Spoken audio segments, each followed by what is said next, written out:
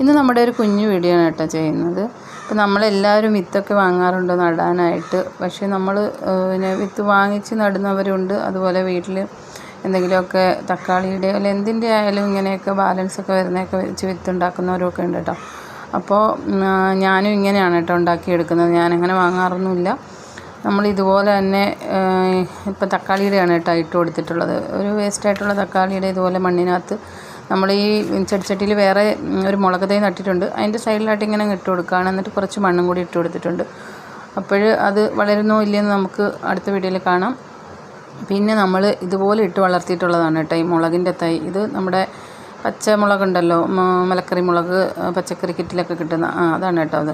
പിന്നെ അതിൻ്റെ കൂടെ ഇഞ്ചിയും കൂടെ നമ്മൾ നട്ടിരുന്നു. അതും ഇപ്പോൾ ഇഞ്ചിയും കിളിച്ചിട്ടുണ്ട്. ഇതിപ്പോൾ നമുക്ക് വേറെയൊക്കെ ചെടിച്ചട്ടിയിലോട്ടോ അല്ലെങ്കിൽ തറയിലോട്ട് തടമൊക്കെ എടുത്ത് നമുക്ക് മാറ്റാനുള്ളതാണ്. അപ്പോൾ നമ്മൾ തൽക്കാലം ഇച്ചിരി മഴയൊക്കെ ആവട്ടെ എന്നൊക്കെ കരുതിയിട്ടിരിക്കുകയാണ് കേട്ടോ. എന്നിട്ടൊന്ന് മാറ്റി നടാനുണ്ട്.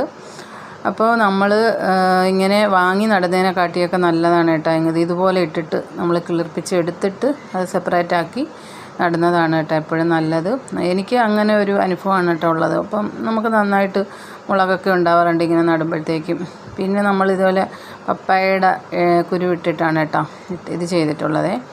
അപ്പോൾ അത് കണ്ടോ ഇതുപോലെ കിളിർത്ത് വന്നിട്ടുണ്ട്. പിന്നെ അതിൻ്റെ കൂട്ടത്തിൽ ഞാൻ പാവലിൻ്റെ ഇട്ടിട്ടുണ്ട്.